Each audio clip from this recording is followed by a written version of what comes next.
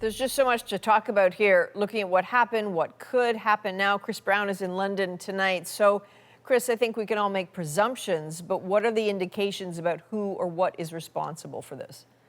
Well, we know, Adrienne, of course, Yevgeny Prigozhin became a central figure because of the war in Ukraine, but he was still largely, I think, a fairly marginal figure within Russia until that mutiny. And that suddenly gave a lot of groups in Russia maybe a big motive for revenge. Prigozhin obviously embarrassed Vladimir Putin. He made him seem weak, first of all, for not being able to stop Prigozhin and his mutineers from taking over cities like Rostov and marching on Moscow. And then he made Putin seem weak again when he had to cut a deal with Prigozhin where he wouldn't be punished and could continue to lead Wagner.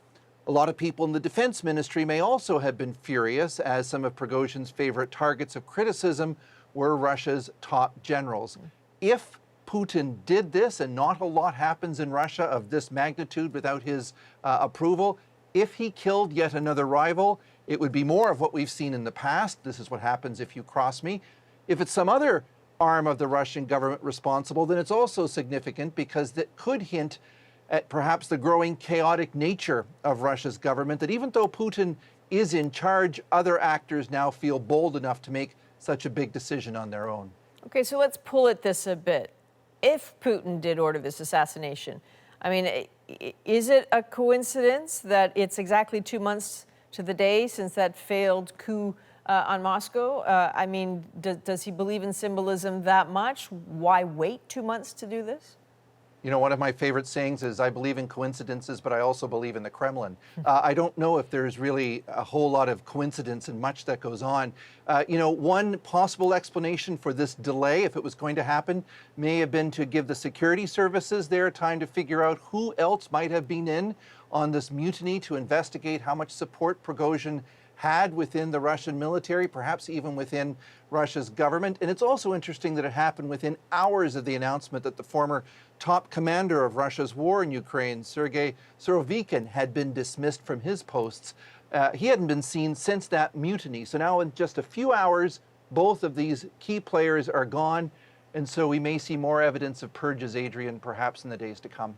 So that would have been a lot for people in Russia to digest today. What's your sense of what the reaction has been there? Well, a key group to watch, maybe the most important group right off the bat, is to watch the reaction of the Wagner mercenaries. They still number in the tens of thousands. Many are in Belarus. They're experienced fighters. Some have already marched on Moscow once, and some are vowing they want to do it again, even though the entire leadership of Wagner now appears to have been wiped out. Some Russian propagandists are actually trying to ignore this, saying really it's not important, or that Prigozhin, maybe he even managed to fake his own death. One last thought for you here. What's your instinct about the range of things that could happen next? Well, Wagner, as I say, their future looks very uncertain. The groups have been a big part of the Kremlin's goal of showing Russian military might around the globe, in Syria and Africa. Will Russia's military be able to take over Wagner operations? Will Wagner be disbanded? That's really too soon to know. As for the war in Ukraine, I can't see much changing there. Prigozhin's mutiny had almost no impact on the frontline fighting, and now Wagner fighters have been pulled back. Still, his soldiers killed thousands of Ukrainians. They're responsible for war crimes and atrocities, including castrating Ukrainian prisoners. So I think there will be glee there that he's gone. And finally, of course, Vladimir Putin, for him, the person who mounted the biggest threat to his rule in 2 decades, he's now dead. And there doesn't appear really to be anyone else, Adrienne, in sight who's in a position to challenge him. Chris Brown, always appreciate your insight. Thank you. All right.